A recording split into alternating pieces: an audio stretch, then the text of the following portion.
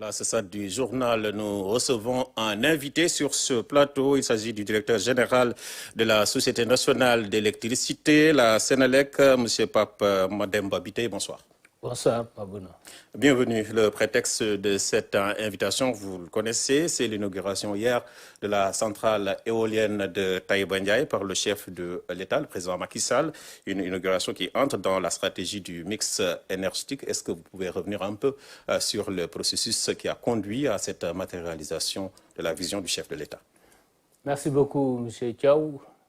Vous me permettez tout d'abord de remercier Son Excellence, Monsieur le Président de la République, qui nous a fait l'honneur de venir inaugurer la plus grande centrale éolienne du Sénégal et de l'Afrique de l'Ouest, et la première dans cette technologie. Remercier également Monsieur le ministre du Pétrole et des Énergies pour son soutien indéfectible depuis que nous sommes à la tête de cette société, mais surtout les populations du département de Tivaouane et particulièrement de Taïba Ndiaye, pour leur accueil chaleureux et la forte mobilisation dont ils ont fait preuve hier durant toute la journée. Pour répondre à votre question, il faudra retenir deux dates principales. La première, juillet 2012, lors du Conseil des ministres décentralisé de Diourbel.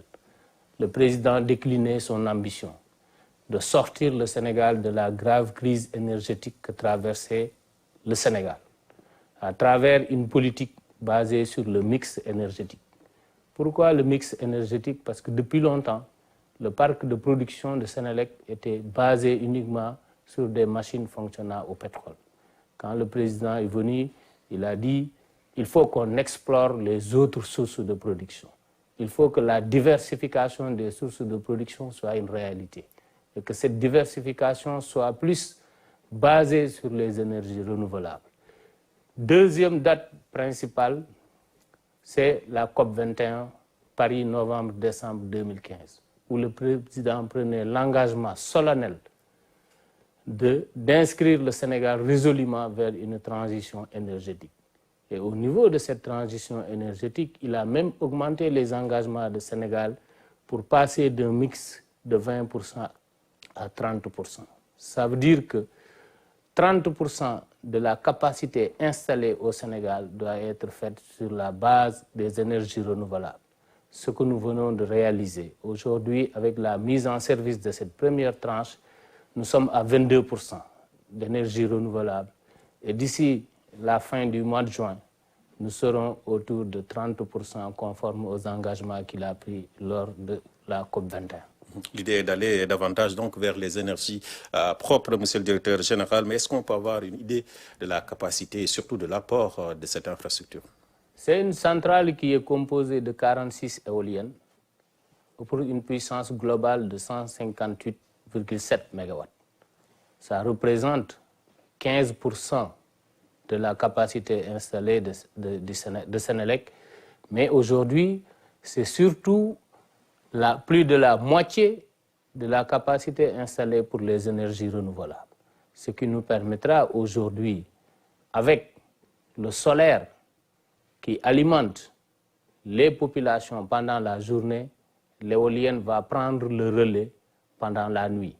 Donc pour la première fois au Sénégal, on aura une production d'énergie renouvelable 24 heures sur 24. La nuit, l'éolienne, et le solaire pendant la journée, ce qu'on n'avait pas pu obtenir jusqu'à présent. Est-ce que vous confirmez le chiffre de 2 millions de personnes qui seront impactées? Oui, donc avec les 400 gigawattheures qui sont produits, c'est environ presque 2 millions de Sénégalais que cette centrale va permettre d'accéder à l'électricité, en plus de faire le respect de l'environnement avec une énergie aussi propre qui est l'éolienne, et également de permettre au Sénégal et au dispatching de pouvoir disposer de suffisamment de capacité pendant l'heure de pointe, ce que les énergies renouvelables ne permettaient pas jusqu'à présent. Il s'agit d'aller vers un accès universel à l'électricité. Quelle est la stratégie qui sera mise en œuvre? Aujourd'hui, au niveau, la vision de M. le Président de la République a été claire. Le gaz to power est l'accès universel. Le gaz to power voudrait que l'ensemble de la production d'électricité soit encore plus propre. On était sur le fioul, mais avec l'arrivée du gaz, on va basculer vers une énergie qui est encore plus propre. L'accès universel, c'est quoi? C'est qu'aujourd'hui, la géographie ne peut plus être une contrainte pour accéder à l'électricité. Nous devons aller vers les populations parce que Senelec dispose aujourd'hui de deux types de clients.